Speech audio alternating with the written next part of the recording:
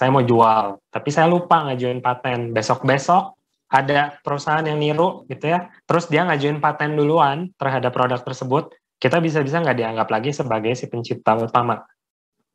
Kurang lebih seperti itu. Kenapa sebuah perusahaan itu bisa menjadikan intellectual property ini sebagai aset utama. Berdasarkan berbagai sebuah research ini tahun 2002 gitu ya, kenapa orang-orang mau mengajukan intellectual property yang utama tadi ya, untuk mencegah dipalsukan, sehingga kita punya hak eksklusif untuk mengkomersialisasikan produk tersebut.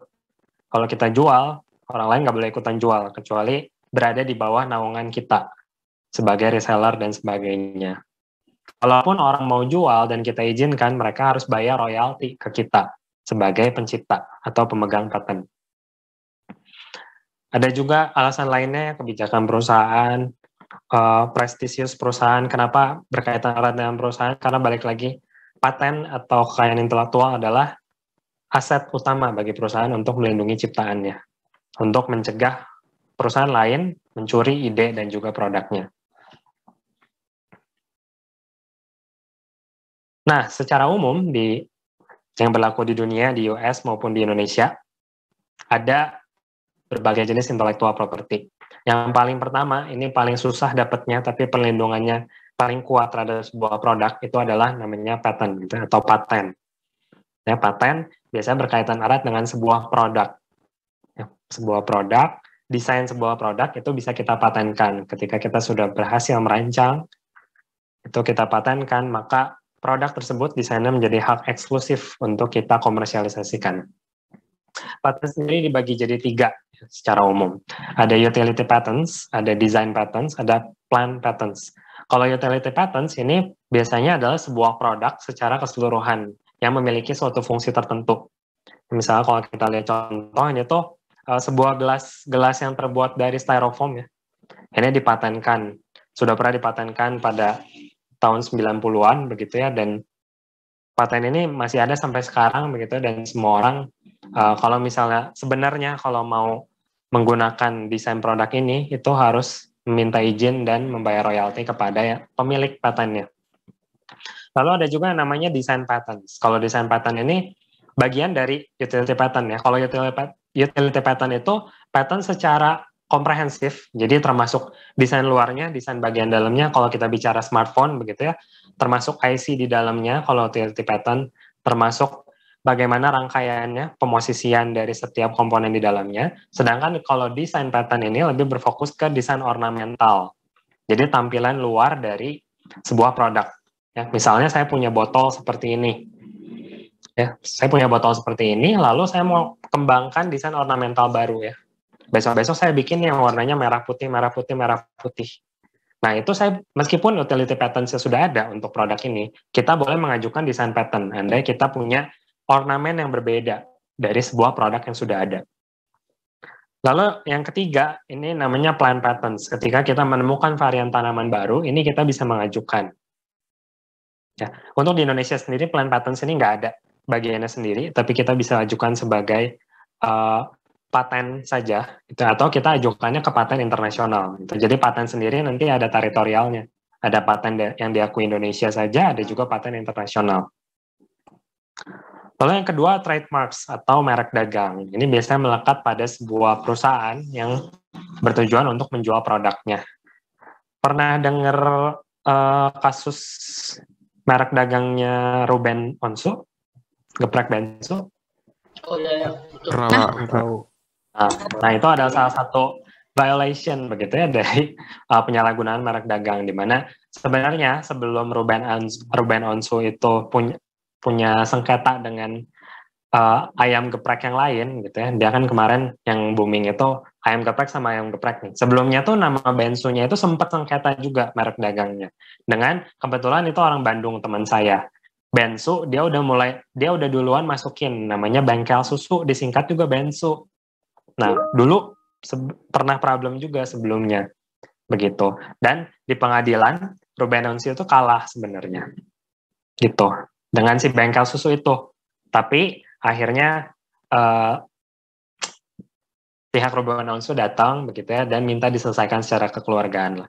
Saya nggak tahu ada apa di baliknya gitu ya, apakah ada bayar membayar atau sebagaimana mestinya. Tapi yang pasti untuk merek dagang ini selama nggak ada yang men-challenge, harusnya maksudnya tidak akan ada tiba-tiba orang pemerintah yang datengin bilang kamu ini ya, kamu melanggar hak cipta gitu, enggak. Jadi haknya itu lebih ke untuk men-challenge, dan sebenarnya si Bensu dulu itu sudah menang dengan Ruben Onsu, si bengkel susu itu. Cuman akhirnya selesai secara kekeluargaan, masing-masing ya udah jalan aja, tidak setuju untuk tidak saling men-challenge satu sama lain. Kurang lebih hukum hak cipta seperti itu ya, sudah mulai terbayang. Bukan tiba-tiba ada polisi yang datang akan ngecekin kamu ada nggak hak ciptanya gitu dan lain sebagainya, itu enggak. Lalu yang ketiga ini copyright. Kalau copyright ini di Indonesia itu disebutnya haki atau hak cipta. Itu di mana hak cipta ini melindungi karya, tidak terbatas pada produk, pada patent, tapi copyright ini lebih ke karya. Kalian mau bikin buku, bikin karya ilmiah, kalian bikin seni musik, karya musik, bikin video, diupload ke YouTube, itu bisa kita ajukan copyright. Dan yang keempat ini trade secret, rahasia dagang. Ya, rahasia dagang ini sifatnya kalau secara umum di dunia itu nggak harus diregistrasi di pemerintah, tapi kalau di Indonesia bisa diregistrasikan ya. Tapi secara umum dia itu ada kekuatan hukum yang mengikat ketika kita buat perjanjian rahasia dagang, tapi nggak perlu lagi kita ajuin ke Dirjen HKI misalnya di negara lain. Kalau di Indonesia, kalau mau lebih aman secara legal, kita bisa ajukan ke Dirjen HKI. Begitu. Nah, trade secret ini adalah rahasia dagang yang melekat antara dua belah pihak atau lebih. Gitu. Misalnya, sebuah laboratorium yang menciptakan formulasi obat, dia menjual formulasi tertentu dan diajukan perjanjian dagangnya oleh misalnya Kimia Farma atau satu perusahaan tertentu. Nah, kalau misalnya formulasi itu sudah dibuat terikat satu sama lain, si laboratorium tersebut nggak boleh lagi menjual formulasi yang sama misalnya, atau membocorkan formulasi tersebut ke perusahaan lain. Itu contohnya trade secret. Atau misalnya di industri smartphone, kita tahu ya bahwa beberapa mungkin kalian ngikutin, Samsung terkenal sekali dengan panel AMOLED-nya. Panel AMOLED-nya Samsung ini itu juga banyak dibeli ya sama Xiaomi, sama Oppo, dan lain sebagainya. Nah, biasanya mereka membuat perjanjian dagang. Harga yang diberikan dan juga formulasi layar AMOLED yang diberikan kepada Oppo itu nggak boleh sampai bocor ke orangnya Xiaomi misalnya, ataupun sebaliknya. Dan itu dilindungi. Kalau misalnya ada yang ngebocorin, dia bisa di-challenge di mata hukum. Oke, kurang lebih itu jenis-jenis intellectual property yang berlaku secara umum. Di US pun rasanya berlaku seperti ini ya. Di antara semua intellectual property, sebenarnya yang paling ribet itu paten ya. Paten itu pengajuannya paling lama. Dia itu ada pemeriksaan substantif, harus punya kebaharuan. Ya, berikut beberapa legal standing dari patent, gitu ya. Dimana ini di US ya, bahwa patent itu sebenarnya mayoritas diterima, gitu ya, 2/3 dari pengajuan diterima. Tapi nggak semua patent yang dihasilkan itu valid. Valid itu dalam arti nggak semua. Kita kan mengajukan patent itu dalam bentuk sebuah produk, rancangan karya gitu ya, ada gambar-gambarnya, foto-fotonya. Tapi nggak semua produk itu beneran berfungsi. Ya, misalnya dulu sempat ada, jauh sebelum layar lipat sekarang dikembangkan Samsung Flip dan lain sebagainya, itu udah ada perusahaan yang ngajuin paten layar lipat. Gambarnya ada, cara kerjanya ada. Tapi waktu di challenge, dia itu nggak bisa membuktikan bahwa ini berjalan. Begitu. Maka ketika di challenge, si perusahaan-perusahaan besar yang sudah bisa membuktikan ini berjalan, bisa menunjukkan bahwa harusnya paten yang sudah dimasukkan dulu itu gagal, tidak berlaku lagi. Begitu. Kurang lebih begitu ya mengenai paten. Jadi nggak akan ada yang ngecek produknya beneran berfungsi atau enggak. Tapi hanya melihat logikanya berjalan atau enggak, cara kerjanya oke atau enggak, seperti itu kan. Jadi beberapa paten yang ada pun sebenarnya belum tentu valid. Begitu juga di Indonesia ya. Oke, paten punya kuasa untuk kita men-challenge di pengadilan. Lalu pemegang paten itu punya kuasa untuk membuat produk tersebut eksklusif milik dia. Kalaupun ada orang mau niru, dia boleh memberikan izin, tapi biasa orang yang mau niru itu harus ngasih royalti. Lalu sifat hukum dari paten ini ada dua, offensive right sama defensive right. Dalam arti, kalau ada yang nge-challenge kita, kalau kita punya paten, kita punya hak untuk mendefense bahwa ini kita punya paten, kamu nggak bisa nge-challenge saya kalau saya niru kamu gitu ya. Ataupun sebaliknya ofensif. Ketika kita punya hak paten, terus kita besok ngelihat ada misalnya produk China yang niru produk kita punya hak ofensif untuk men-challenge mereka. Kurang lebih seperti itu. Lalu mengenai ownership, berbeda dengan yang lainnya, kalau paten itu ada dua pihak. Yang pertama ada pihak namanya inventor atau pencipta, adalah mereka yang benar-benar menciptakan si produknya. Lalu yang kedua ada juga yang namanya pemegang paten atau patent owner. Patent owner ini belum tentu sama dengan inventor. Ya, misalnya si Xiaomi mengembangin produk yang benar-benar baru. Terus paten itu diajukan atas nama Xiaomi sebagai pemegang paten. Inventornya itu boleh ditulis si nama inventornya. Jadi orang R&D-nya Xiaomi, begitu. Nggak harus atas nama Xiaomi. Begitu. Namun bisa juga inventor dan pemegang paten itu orang yang sama. Jadi kurang lebih inventor itu benar-benar menciptakan si produknya. Sedangkan pemegang paten itu berhak mengkomersialisasikan. Jika mereka orang yang berbeda, maka nanti saya akan jelaskan di belakang, pemegang paten itu sebenarnya punya kewajiban di Indonesia untuk memberikan royalti ke inventor. Besarannya berapa nanti ada di belakang ya. Oke, itu sedikit overview dari sistem paten dan juga kekayaan intelektual yang berlaku umum. Sekarang kita lihat bagaimana kalau di Indonesia. Kurang lebih pembagiannya sama, cuma nanti kita lihat ada sedikit perbedaan. Ada yang terpecah dan juga ada yang digabungkan. Sebelumnya kita lihat dulu data yang menarik di sini bahwa di Asia Tenggara nih ya, kita membandingkan negara-negara Asia Tenggara, kita melihat bahwa sumber daya manusia yang berbasis kepada haki itu cenderung lebih makmur daripada negara-negara yang nggak punya, yang pengajuan hakinya itu sedikit. Kenapa? Karena haki ini ujung-ujungnya komersialisasi, begitu. Selama kita Indonesia, kita bangga-banggain punya sumber daya alam yang bagus ya, sumber daya alam melimpah. Tapi nggak ada yang bisa mengkomersialisasikan, ya, dijualnya mentahan. Terus dibeli sama Singapura diolah jadi produk. Produknya dijual ke Indonesia balik dengan harga yang jauh lebih mahal. Itulah yang menyebabkan kenapa sumber daya yang berbasis kekayaan hak intelektual itu jauh lebih maju negaranya secara umum ya. Kita lihat misalnya pengajuan paten, lihat Indonesia ini yang warna biru, itu kedua terbawah ya, cuma menang dari Kamboja. Padahal kita itu researcher banyak, orang banyak sekali, surplus sumber daya manusia, tapi produktivitasnya, kemampuan komersialisasinya sangat rendah.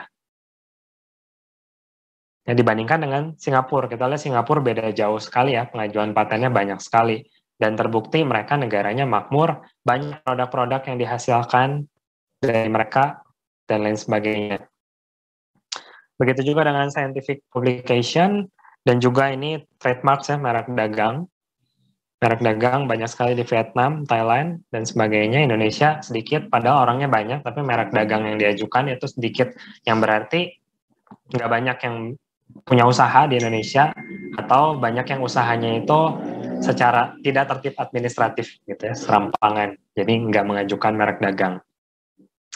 Oke, fakta menarik ini harusnya menjadi booster buat kita, khususnya nih teman-teman ITB ya, yang katanya universitas terbaik bangsa nih, kita harus menciptakan banyak karya-karya ya. Apapun jurusan yang nggak harus kami di teknik industri, apapun jurusan kalian, kita harus menghasilkan produk-produk, karya-karya, lalu kita patenkan, kita komersialisasikan ya, supaya Indonesia semakin makmur. Manfaat kekayaan intelektual di Indonesia. Yang pertama tentu mendapatkan hak eksklusif untuk komersialisasi. Punya kepastian hukum. Kunci sukses memulai bisnis. Punya posisi pasar yang kuat. Lalu meningkatkan daya saing, kesempatan untuk mendapatkan lisensi investasi, ini mendorong juga FDI ya, atau Foreign Direct Investment, investasi langsung dari luar negeri.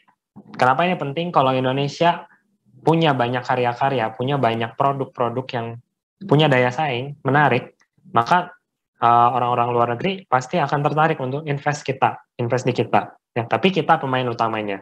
Mereka itu hanya support dana saja.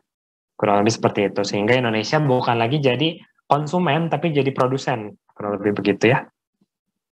Dan juga strategi perencanaan perdagangan dan industri. Misal kadang kita tuh strategi perusahaan ya, kita ngajuin paten sebelum produknya jadi. Kenapa? Karena balik lagi, nanti ada prinsip paten yang namanya first to file. Siapa yang duluan ngajuin, itu yang dianggap sebagai inventor pertama.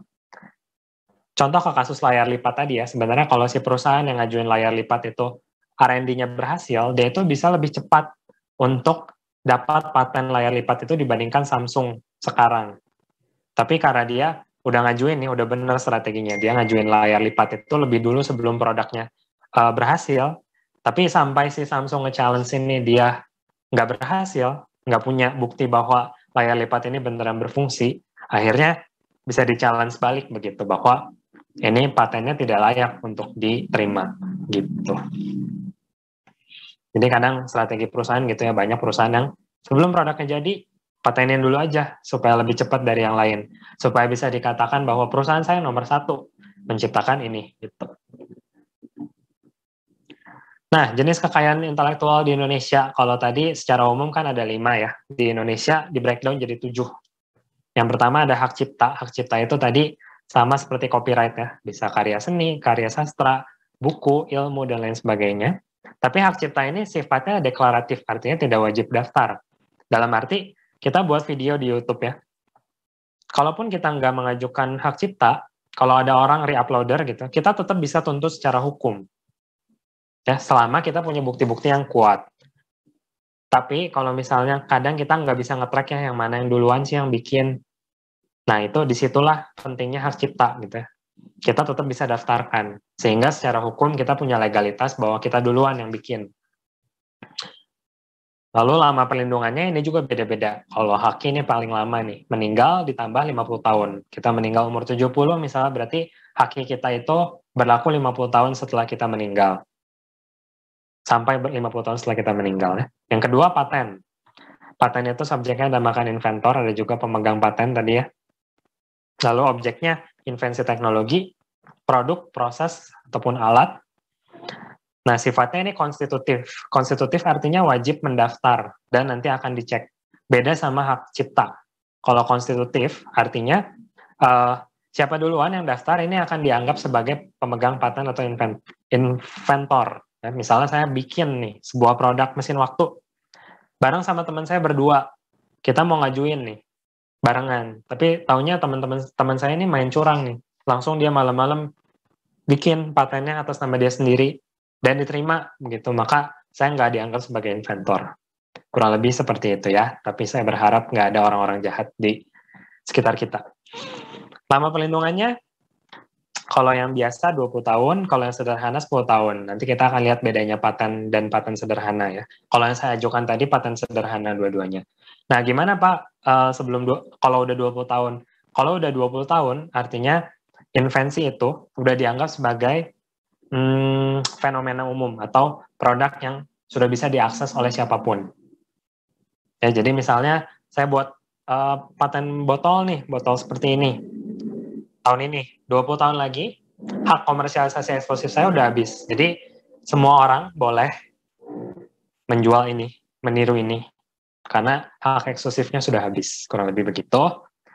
Ini yang ketiga, desain industri. Desain industri ini tadi sama seperti desain pattern. Itu lebih ke ornamental design ya, tampilan luarnya saja. Produknya sama nggak apa-apa, asal kita punya pembeda di ornamental design. Lalu selanjutnya ada merek ya. Merek ini sama seperti trademarks tadi. Oke, masa berlakunya 10 tahun. Bisa diperpanjang ya. Kalau misalnya perusahaan kita masih survive, kita boleh perpanjang lagi setelah 10 tahun. Oke, yang bisa didaftarkan adalah nama sama simbol, logo gitu ya, nama sama kita dagangnya di bidang apa. Jadi boleh aja nama yang sama kalau bidangnya itu beda jauh. Lalu yang kelima ada indikasi geografis. Ini yang ciri khas nih di Indonesia. Boleh menunjukkan tanda yang menunjukkan daerah asal suatu produk. Misalnya kalian pernah dengar ya, kopi Gayo, kopi Kintamani, dan lain sebagainya. Itu boleh didaftarkan. Dan nggak boleh, kalau sudah didaftarkan, nggak boleh ada yang mengklaim kopi Gayo itu berasal dari Bandung misalnya. Seperti itu. Lama perlindungannya selama masih ada reputasi dan kualitas barang. Selanjutnya rahasia dagang, ini mirip seperti yang tadi sudah saya jelaskan ya. Dan yang ketujuh, ini juga hanya ada di Indonesia, desain tata letak sirkuit terpadu. Ini tuh untuk rangkaian elektronika. Syaratnya minimal terdiri dari 3 elemen, di mana salah satunya elemen aktif. Elemen aktif tuh komponen-komponen elektronika seperti resistor, transistor, dan lain sebagainya. Harusnya tahu lah ya kalian. Begitu. Jadi ada 7 ya. Ini contohnya hak cipta, karya seni, karya sastra, buku, alat peraga, dan lain sebagainya. Lagu juga, kalian yang suka pencipta lagu, jangan lupa didaftarkan kalau memungkinkan, supaya tidak ditiru. Kalau mau niru pun, sebenarnya kalau kalian nggak men-challenge, nggak apa-apa. Misalnya, ada yang mau nge-cover begitu ya. Tapi mereka harus bayar royalti ke kita, yang besarannya diatur sama pemerintah atau didasarkan oleh negosiasi bersama, kesepakatan bersama. Ini desain industri, boleh sama-sama kursi, tapi kursinya beda corak, bisa kita patenkan sebagai desain industri. Merek dagang, ada banyak sekali ya. Lalu ada juga indikasi geografis, seperti yang saya bilang, ada kopi Kintamani, kopi Gayo, Champagne, dan lain sebagainya. Dan ini terakhir, desain tata letak sirkuit terpadu, atau rangkaian elektronika. Ini dia dipisahkan sendiri, dibedakan dengan produk, karena ada beberapa rangkaian elektronika yang belum jadi sebuah produk, gitu ya, tapi kita bisa ajukan di sini sebagai data LST. Ini contohnya ya, dari sebuah produk, itu kita bisa menghasilkan banyak kekayaan intelektual. Misalnya dari iPhone 12, kita bisa menciptakan 5 di sini ya, hak kekayaan intelektual. Yang pertama, desain industrinya, ornamental desainnya, ya ada logo Apple tengah sini. Kalau kalian perhatikan dari iPhone yang lama, logo Apple-nya di bawah ya, ini pindah ke tengah, itu dia bisa jadi satu desain industri baru. Terus paten, kalau paten itu satu package ini ya, iPhone 12 beserta dengan tata letak komponennya, posisi kamera, dan lain sebagainya. Lalu merek dagang, perusahaan Apple atau produk iPhone-nya juga bisa kita ajukan. Lalu ada juga desain tata letak sirkuit terpadu, ini desain IC-nya ya, IC Integrated Circuit. Ini merupakan salah satu komponen kunci dalam sebuah smartphone ataupun komputer. Lalu hak ciptanya misalnya pemrograman atau bahasa pemrograman iPhone, kita tahu ya bahwa iOS itu punya bahasa pemrograman sendiri, bisa dia ajukan juga hak cipta. Pasti udah ada sih sebenarnya. Begitu. Jadi dari sebuah produk bisa menghasilkan kekayaan intelektual yang macam-macam juga. Selanjutnya, prinsip kekayaan intelektual di Indonesia. Yang pertama, proteksinya teritorial. Ya. Berarti kalau kalian ngajuin di Indonesia, di China, di Amerika itu belum tentu berlaku. Lalu yang kedua, disclose globally. Dalam arti ketika kita mempublikasikan paten kita, seluruh dunia harus bisa akses. Nanti saya kasih tahu pangkalan datanya ada di mana. Yang ketiga, first to file. Dalam arti meskipun butuh berapa bulan untuk si paten ini di ACC, begitu ya. Pokoknya yang pertama kali ngajuin permohonan itu dianggap sebagai pencipta pertama. Begitu. Tapi kalau di dalam perjalanannya tidak lolos pemeriksaan substantif, maka dibatalkan statusnya ya, status permohonannya. Lalu yang keempat, dalam proses pemeriksaan berlaku prinsip universal. Dalam arti nanti si orang pemerintahan yang memeriksa, itu akan memeriksa paten-paten luar negeri juga. Tapi ketika sudah di ACC, proteksinya berlaku hanya teritori ya.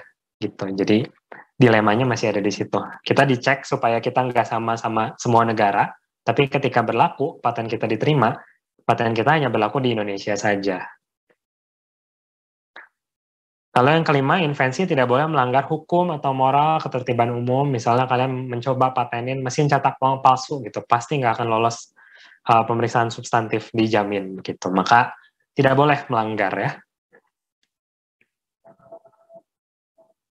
Oke, nah balik lagi khusus untuk paten ini akan mengalami pemeriksaan substantif yang cukup panjang ya. Kriteria paten supaya lolos pemeriksaan, yang pertama harus punya kebaharuan. Kalau yang tercantum itu kebaharuannya harus lebih dari 80%. Tapi ngitung persentasenya memang kadang gimana sih asesor begitu ya. Karena kualitatif ya, susah mengukur kuantitatif dari kebaharuan. Yang kedua harus punya langkah inventif. Dalam arti kita harus menjelaskan di deskripsinya nanti bagaimana cara membuat si produk ini. Kalau misalnya tiba-tiba nih jatuh dari langit, suatu produk jatuh dari langit, kebentuklah produk baru, terus kita mau patenin itu nggak bisa gitu ya. Dan yang ketiga dapat diproduksi. Balik lagi tujuan paten mostly untuk komersialisasi, bukan untuk bergengsi. Jadi harus bisa diproduksi massal, harus dapat digunakan. Oke, wah waktu saya sudah tinggal sedikit ya, saya coba cepat ya setelah ini. Ini beberapa contoh. Inovasi nggak perlu seperti yang saya bilang bikin mesin waktu gitu ya. Too much, boleh dari yang kecil-kecil, yang penting ada kebaharuan. Ya misalnya ini tongkat selfie, suatu yang simple, gampang bikinnya, tapi bisa jadi satu paten. Ini misalnya model payung yang nggak perlu dipegang. Terus ini supaya kalau ketiduran di rel kereta api nggak nyender ke orang lain begitu. Oke, dan lain sebagainya ya, ada banyak. Ini juga simpel nih, bagaimana supaya kita nuang itu nggak tumpah-tumpah. Kita bikin alat bantu seperti ini bisa jadi sebuah paten ya. Jadi paten itu sederhana-sederhana aja, kalian bisa jual nanti, menghasilkan kemakmuran untuk keluarga kalian dan juga Indonesia kurang lebih ya. Proses pengajuan paten secara umum, jadi kita membuat draftnya nanti ya, karena waktunya terbatas saya nggak jelaskan teknis membuat draftnya. Mengaplikasikan, lalu ada pemeriksaan dokumen nanti. Kalau sudah lengkap dokumennya akan dipublikasikan, namanya publikasi A. Ini belum diterima ya. Di publikasi A ini akan ada pemeriksaan substantif. Jadi sambil dipublikasikan supaya orang lain lihat ada nggak nih yang mirip kayak gini di dunia ini gitu ya. Sambil diperiksa sama asesor. Lalu keputusannya bisa ditolak, diterima. Kalau ditolak, kita bisa ajukan banding kalau misalnya kita kurang yakin dengan alasan asesor tersebut. Kalau sudah oke, akan muncul publikasi B, dan artinya paten kita sudah diterima. Nah, berapa lama sih untuk yang paten? Kalau untuk yang hak cipta, itu kisaran, tergantung jenis karyanya ya. Kalau buku, saya seminggu juga udah bisa diterima. Tapi kalau video biasanya lama. Kemarin saya ngajuin video bisa sekitar 4-6 bulan lah. Hak cipta ya. Kalau paten lebih lama lagi. Paten yang biasa itu total bisa 54 bulan ya. Bisa sampai bertahun-tahun sampai dia diterima. Pemeriksaan substantifnya lama. Mungkin asesornya pusing ya, harus lihat semua paten seluruh dunia gitu.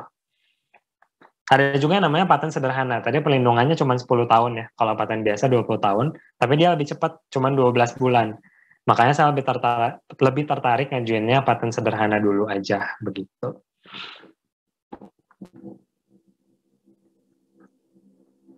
Oke, nah ini terkait royalti ya. Kalau tadi inventor sama pemegang paten itu orang yang berbeda, maka ada nih peraturan Menteri Keuangan bahwa harus memberikan royalti kepada inventor dari hasil komersialisasi dengan besaran sekian. Kalau keuntungan sampai 100 juta harus ngasih 40%, 100 sampai 500 juta harus sampai 30%. Begitu. Tapi kenyataannya biasanya hanya berdasarkan negosiasi saja antara perusahaan dengan inventor. Oke, biasanya kita juga kalau saya nih sebagai peneliti misalnya hasil dari paten saya ini mau dijual ke perusahaan untuk dikomersialisasikan. Nah, biasanya acuannya juga dari sini berapa sih yang harus saya berikan untuk menjual begitu.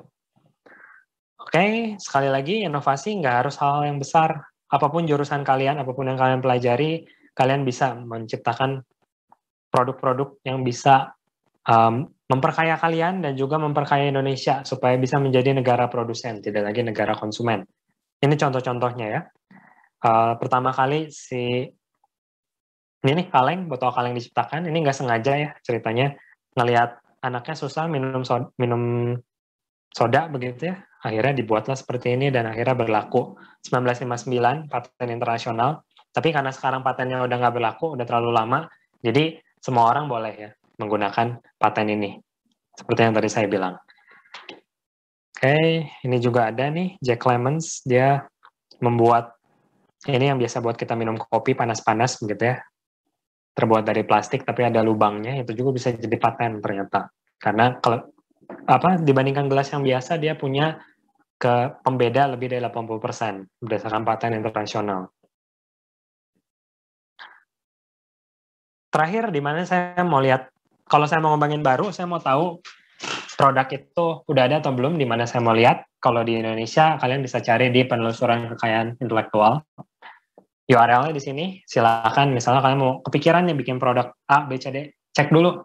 Udah ada belum yang bikin? Kalau belum, kalian bisa bikin, kalian bisa komersialisasikan. Atau paten internasional boleh. Nah, internasional paling gampang di Google Patents. Nah, yang USA punya sendiri, Europe punya sendiri, Australia punya sendiri. Kalau kalian mau bikin produk buat pasarnya Australia, bisa ngajuin di patennya Australia dan lain sebagainya. Baik, sekian pemaparan dari saya. Semoga bermanfaat untuk kalian ya, untuk bisa menciptakan invensi-invensi baru, sudah paham bagaimana membuat hak cipta dan juga bagaimana sistem hukum hak cipta di Indonesia. Semoga memberikan insight yang cukup banyak untuk kalian. Terima kasih atas perhatiannya. Saya kembalikan ke Pak Simon, silakan. Baik, terima kasih Pak Yansen, keren-keren. Saya kasih aplaus dulu lah. Aplaus, clap. Coba yang lain kasih tepuk tangan dulu untuk Pak Yansen. Jarang-jarang kita ada dosen dari kampus lain ini. Terima kasih loh Pak Yansen, info-infonya ini. Cuman sebelum bisa kita buka pertanyaan dulu ya Pak Yansen. Masih ada waktu kan Pak Yansen? Ya, boleh Pak, silakan. Ya. Mungkin coba saya tanya mahasiswa dulu. Ada yang mau bertanya nggak? Sebenarnya kuliahnya udah beres, ya. Kita biasanya 50 menit sih sampai satu SKS-an 50 menit. Kalau ada yang ada kuliah lagi, silakan di leave. Tapi kalau ada yang mau tetap bertanya, saya juga ada banyak pertanyaan nih buat Pak Yansen karena hal seperti ini kita nggak banyak bisa dapetin dari kampus di ITB ya. Jadi kita tanya ke yang ahlinya sekalian. Mungkin dari siapa dulu nih? Farli. Ya Pak, nama saya Farli dengan NIM 1642138. Ingin bertanya Pak, bagaimana dengan kasus hak cipta ini ya Pak, Disney? Karena kan Disney beliau meninggal pada tahun 1966 dan sekarang udah lebih dari 50 tahun. Sebagai spesifik 2016 itu yang berarti tahun ke-50. Apakah kalau misalkan saya menjual baju ada gambar Mickey Mouse ya kan, apa itu diperbolehkan atau gimana Pak? Karena udah lebih dari 50 tahun Pak. Ya, oke. Pertama-tama kalau mau seperti itu ya, sebenarnya saya kurang tahu ya Disney itu dia ngajuin paten di negara apa saja. Kayaknya kalau secara internasional sudah pasti ya.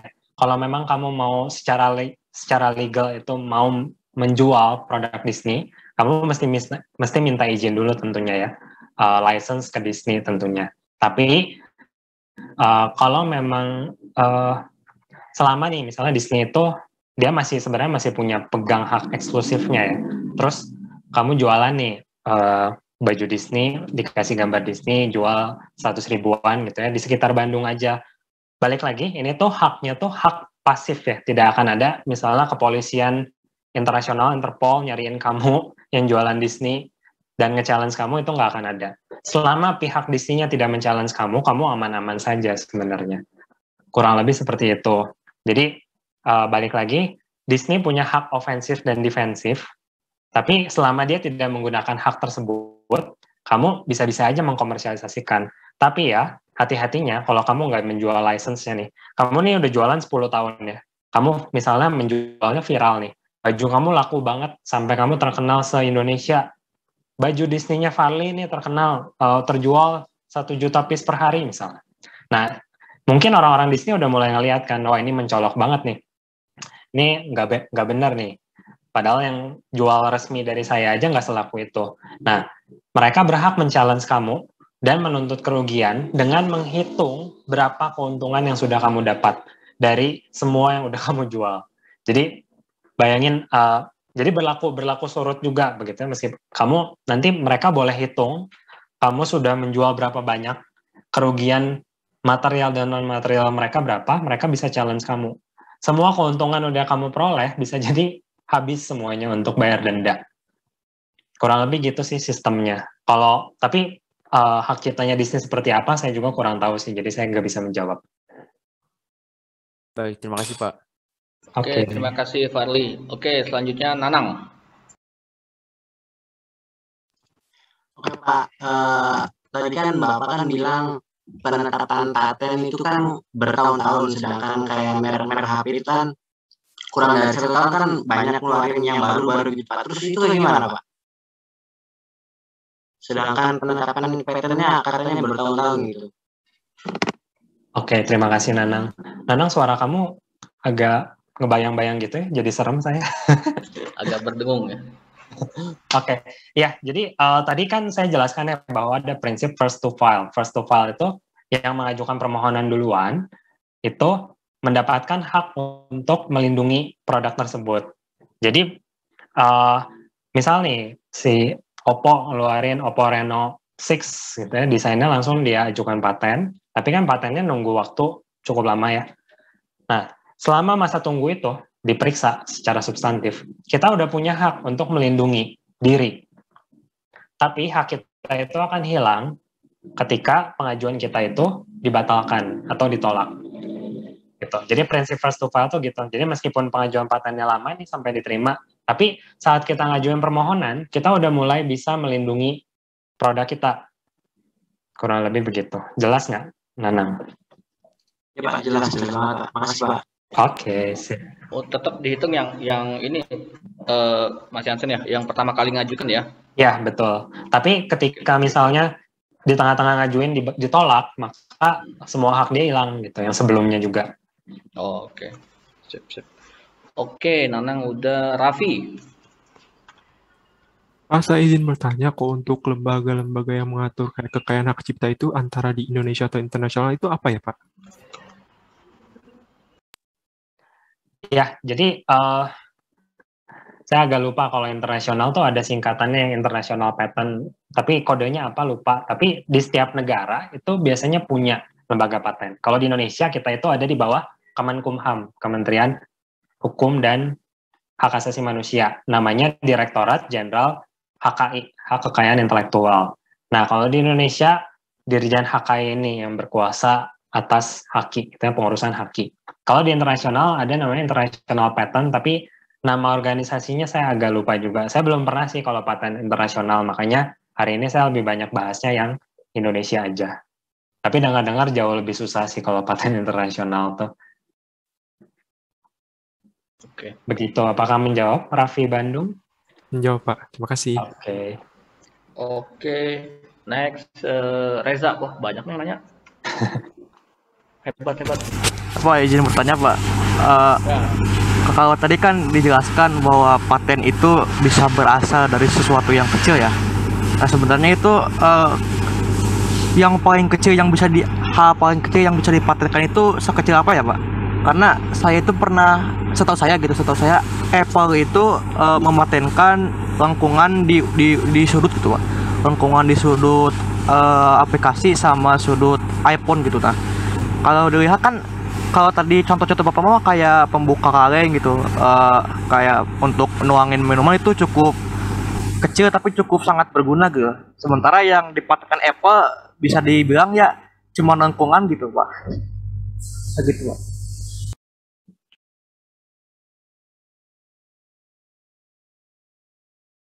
Pak, suaranya di mute, Pak.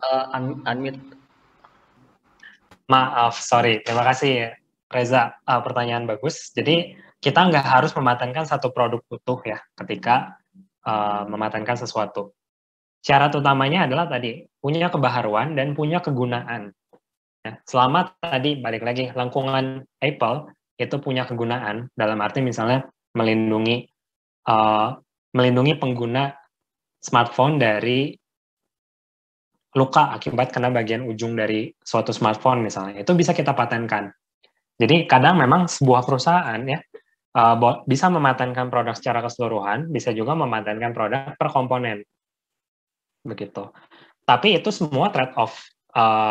Bayangannya gini, kalau kita hanya mematenkan komponen per komponen ya, kita tidak mematenkan smartphone-nya secara utuh. Nah, suatu hari nanti akan ada yang membuat smartphone secara utuhnya dia patenkan. Terus dia ngeklaim bahwa ini kebaharuannya 80% dibandingkan dengan yang ini gitu. Sebaliknya, kalau kita mematenkan smartphone secara utuh, nanti ada yang bikin komponen tiruan. Terus dia ngeklaim bahwa ini kebaharuannya ada terhadap si yang smartphone yang utuh itu. Kebayang nggak maksudnya? Jadi kadang kita sebagai perusahaan juga harus ngatur strategi gimana mecah-mecah komponennya, atau harus mematenkan satu produk utuh. Kebayang nggak Reza trade-off-nya? Iya Pak, pasti. Oke.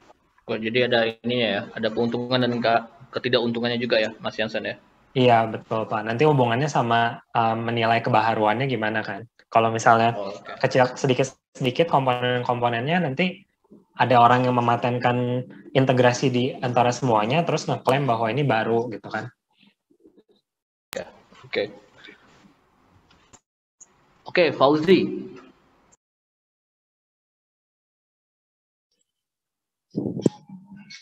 Pak, saya mau bertanya, kenapa hak rahasia dagang tidak memiliki lama perlindungan?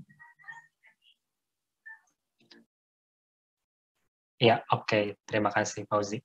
Ya, jadi kalau rahasia dagang yang berlaku di Indonesia ya, sebenarnya kalau di paten yang US yang tadi saya jelaskan di awal, rahasia dagang itu nggak harus didaftarkan.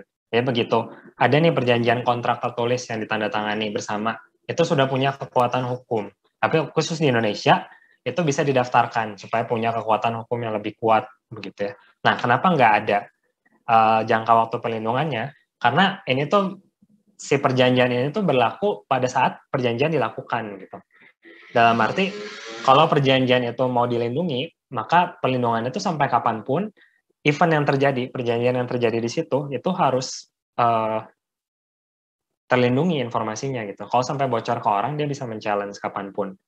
Kebayang nggak? Jadi kalau produk kan misalnya kayak tadi ya 20 tahun udah bisa dipakai orang komersialisasi. Kalau perjanjian dagang tuh, perjanjian yang terjadi saat itu tuh udah dikunci.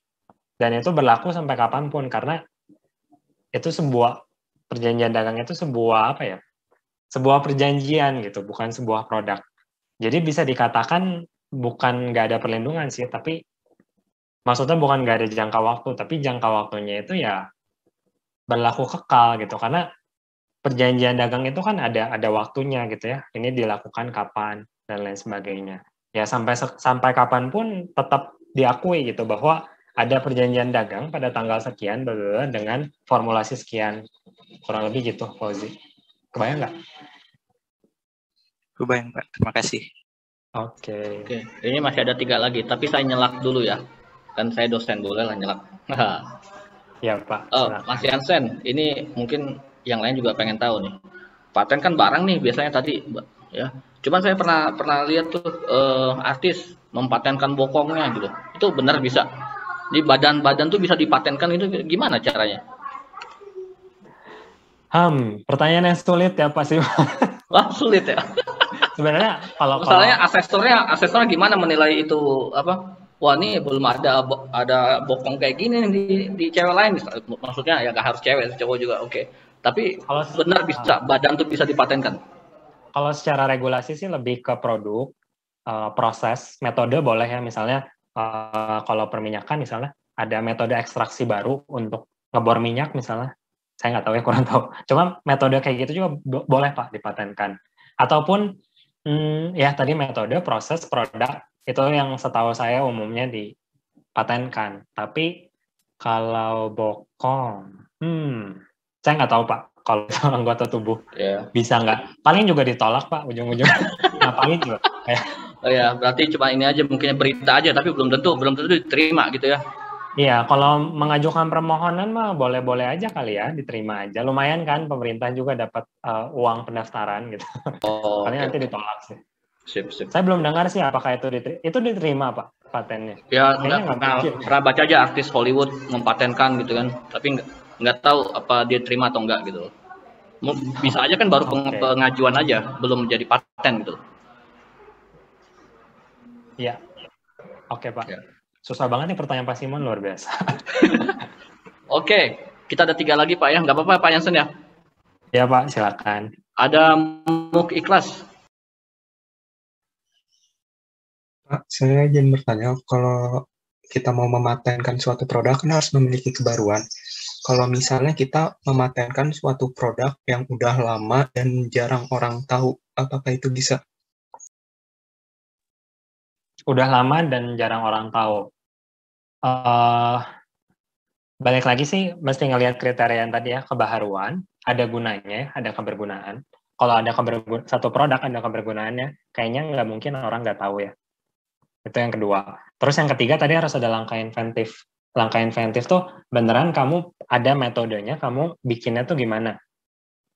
Ya, kalau produk ada, kalau di perancangan produk di kami ada langkah-langkahnya ya, mulai dari identifikasi kebutuhan, menggambar sketsa dan sebagainya. Nah, kalau kamu nganggapnya kamu bisa mematenkan matahari gitu ya, sebagai ciptaan saya, atau pohon sebagai ciptaan saya, itu nggak akan bisa karena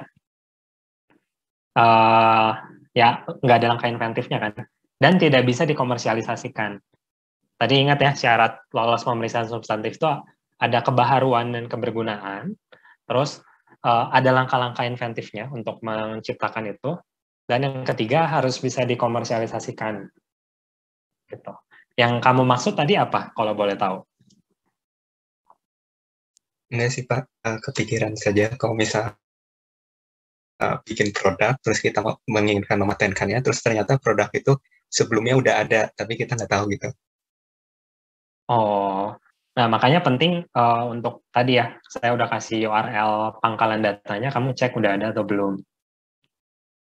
Begitu. Kalaupun tadi ya kasus misalnya gelas yang tadi saya bilang, patennya udah expired kan, udah 20 tahun lewat. Meskipun patennya udah nggak berlaku, tapi dia masih tercatat. Kamu tetap nggak bisa mematenkan gelas itu. Paham ya? Paham Pak, terima kasih. Oke, kita ada 2 lagi. Ridwan. Sebelumnya izin bertanya Pak. Tadi Bapak bilang ada dua jenis hak paten, satu hak paten yang sederhana dan satu hak paten yang eksklusif. Nah, pertanyaan saya Pak, apabila kita memiliki hak paten yang sederhana dan batasnya itu tadi Bapak bilang 10 tahun gitu. Nah, apabila hak paten itu udah selesai Pak, yang 10 tahun, apakah kita masih bisa menggunakan yang hak paten eksklusif lagi Pak? Misalnya daftar ulang lagi Pak. Terima kasih. Ya, baik, terima kasih Ridwan. Ya, kalau berdasarkan regulasi, kalau misalnya udah lewat 10 tahun, 20 tahun, itu tidak bisa didaftarkan ulang. Yang bisa didaftarkan ulang itu merek dagang. Misal, tadi kan merek dagang 10 tahun ya. Saya misalnya jualan toko besi nih. Logo saya udah lewat 10 tahun. Saya boleh perpanjang, karena toko saya masih ada hari ini misalnya. Saya mau tetap perpanjang. Tapi kalau paten, tadi ya, balik lagi ke contoh paten gelas atau botol kaleng. Kalau udah 20 tahun, ya udah produk itu tidak punya lagi hak eksklusif untuk komersialisasi. Ridwan mau jualan botol kaleng sekarang, mau bikin baru, silakan. Ikhlas mau bikin kaleng baru, silakan gitu ya. Mau dijual, silakan. Udah nggak ada lagi yang punya hak komersialisasi eksklusifnya. Kebayang, Ridwan? Bayang. Sip. Di toko bangunannya Mas Jansen pun ada ininya, ada merek dagang ya gitu ya? Iya, Logonya. untuk logo dan namanya, Pak. Oh, jadi nggak boleh ada toko lain, toko bangunan lain yang menggunakan nama itu? Harusnya begitu. Ada juga yang namanya sama di Bandung, tapi mulianya pakai Y. Gitu. Oh, gitu. Tapi balik lagi, itu mah sebenarnya kan hak untuk men-challenge saja, dan kami yang nggak men-challenge juga sih. Oke, ya. Oke, terakhir Firza, NIM 432. Ya, saya izin bertanya, Pak. Kalau misalkan kita punya bisnis kan, atau ada hal itu yang bisa dipatenkan, apakah ada biaya tersendiri yang harus kita penuhi, Pak? Karena kan mungkin baik dari kita yang memulai bisnis itu tidak dengan modal yang banyak kan. Apakah untuk mengajukan hak itu harus ada biaya yang dipenuhi, Pak? Terima kasih, Pak. Oke, terima kasih Firsa. Masalah biaya ini sebenarnya ada di slide saya, tapi saya hapus karena waktunya terbatas tadi ya.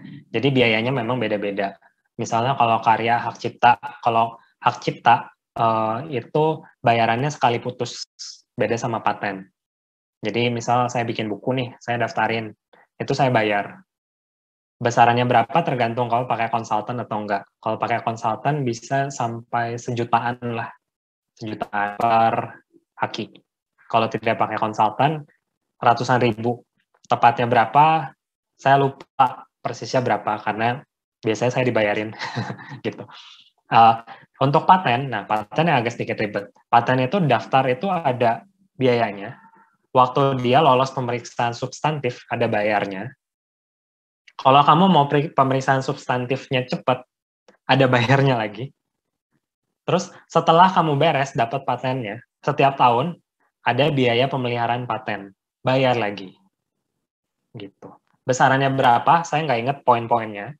Cuman yang pasti, saya pernah nanya ke konsultan ya, sampai benar-benar beres pemeriksaan substantif berapa. Kalau sama konsultan ini ya, yang berarti ada biaya konsultasinya juga, itu sekitar 30-40 juta. Total ya, tapi udah lolos pemeriksaan substantif dari awal pendaftaran sampai akhir. Makanya biasanya, pemegang paten itu perusahaan, bukan orang. Gitu. Karena kalau yang pemegang paten itu orang, miskin duluan kita gitu ya, untuk bayarnya. Kalau saya, syukurnya ada universitas saya cukup cukup memfasilitasi untuk pengajuan. Biaya pengajuannya diberikan. Tapi kalau ketika saya mengkomersialisasikan, ya mereka yang berhak lebih besar gitu ya, untuk royaltinya. Ke saya lebih kayak royalti. Gitu ya. Kalau ini pertanyaan udah nggak ada. Coba saya tutup deh pertanyaannya, Mas Yasin. Jadi kalau misalnya lagu-lagu cover di YouTube gitu, kalau booming viral itu dia mesti bayar ke penciptanya atau pemegang paten tersebut ya? Betul Pak. Oke. Balik lagi ke hak cipta itu kan sifatnya deklaratif ya, nggak wajib. Dalam arti meskipun tidak diajukan hak cipta, nggak ada sertifikatnya, tapi selama kita itu pemilik utamanya, kita punya hak untuk men-challenge sebenarnya. Kalau hak cipta ya, kalau paten beda lagi, karena dia deklarat, konstitutif. Maka kalau kalian bikin lagu, post di YouTube, ada yang re-uploader atau ada yang cover tanpa seizin kalian punya hak sebenarnya untuk men-challenge. Tapi kadang, kalau mereka itu powernya lebih kuat, gitu ya, di Indonesia kita masih harus akui lah ada power gitu ya, powernya lebih kuat, atau nggak jelas nih siapa, ini tuh punya siapa. Kalau kalian yang nyanyi sendiri kan kalian jelas ya, gitu. Tapi kalau kalian nggak nyanyi sendiri misalnya, nggak jelas itu siapa duluan yang bikin gitu. Nah ini agak susah gitu. Menangnya nanti benar-benar tergantung situasi dan kondisi. Tapi dengan kita mengajukan ada sertifikat hak ciptanya, kita secara legal punya keunggulan lah. Sedikit lebih unggul. Akhirnya belum tentu kita jadinya bisa macam-macam ya. Akhirnya bisa tadi seperti yang saya cerita Bensu, diselesaikan secara kekeluargaan, sepakat tidak saling men-challenge, cuma mungkin ada membayar belakangnya saya nggak tahu ya. Atau bisa juga salah satu yang kalah itu menghapus semua karyanya gitu. Jadi hak cipta tuh kalau hak ini kan setara dengan misalnya lagu kita bawain di kondangan, misalnya di nikahan di kampung-kampung atau acara pemilu tuh dinyanyiin lagunya, itu itu dianggap melanggar hak cipta nggak sih sebenarnya? Membawakan lagu orang kan? Ya. Kalau bicara kaku sebenarnya iya tanpa ada izin ya. Makanya kan kemarin-kemarin sempat ada bicara royalti. Kalian tahu nggak sih berita-beritanya? Royalti kalau mall atau restoran mau nyalain lagu di Spotify gitu ya, harus bayar.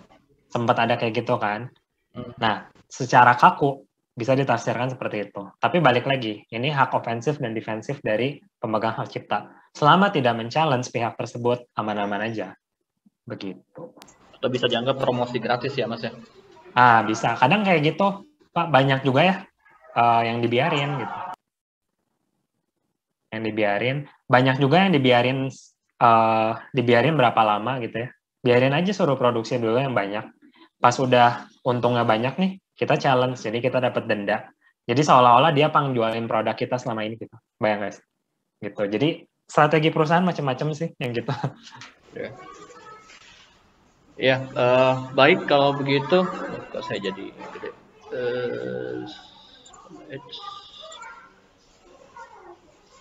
Replay spotlight. Top video. Mana ya? Bentar. Oke, terima kasih Mas Jansen ya. Kok hilang di sini di saya? Di mana Mas Jansen? Ya, sama-sama Pak. Sebentar, video saya kayaknya bermasalah. Oke, ya. Wah keren nih. Kita mahasiswanya bertahan setengah jam setelah kuliah selesai. Artinya bagus nih materinya. Kita bisa tanya-tanya hal yang familiar di lingkungan kita. Cuman kita nggak pernah dapat materi secara utuhnya gitu ya. Nah sekarang kami dari ITB dapat pengetahuan tambahan. Terima kasih sekali lagi ya Mas Jansen dan mahasiswa yang sudah hadir. Hostnya matiin video saya. Oh Pak, kayaknya ya Pak. Saya matiin ya. Saya nggak bisa nyalain sendiri soalnya. Oke. Udah bisa. Okay. Nah itu ya. Oke. Saya pin deh biar. Oke. Ya. Oke, terima kasih ya Pak Jansen atas materinya hari ini. Kita senang banget. Sama-sama Pak. Ya, semoga bermanfaat. Kalau ngomong-ngomong di Unpar akan ada pertemuan tatap muka nggak? Semester depan masih belum Pak. Oh, semester depan belum ya, sama kayak kita. Sama ya, ITB juga. Oke, terima kasih kepada Pak Jansen dan mahasiswa sekalian yang telah hadir. Kuliah kita tutup. Kita ketemu lagi nanti Senin 2 jam dengan Pak Lili ya, dan ketemu lagi dengan saya minggu depan 1 jam di hari Kamis. Baik, tetap jaga kesehatan. Jangan lupa COVID-nya masih ada, walaupun grafiknya sekarang makin lama makin turun ya. Semoga seterusnya begitu. Terima kasih. Silakan apabila ada yang mau leave Zoom. Mungkin saya goodbye juga ke Pak Jansen ya. Terima kasih Pak Jansen ya. Oke, terima kasih Pak Simon kesempatannya. Terima kasih teman-teman, semoga bermanfaat ya semuanya. Saya mungkin izin duluan juga ya Pak Simon. Enggak Pak. Terima kasih semuanya, sehat-sehat selalu. Selamat sore. Selamat sore, Selamat sore Pak. Terima kasih banyak Pak. Terima kasih banyak Pak. Terima kasih Pak. Selamat sore Pak.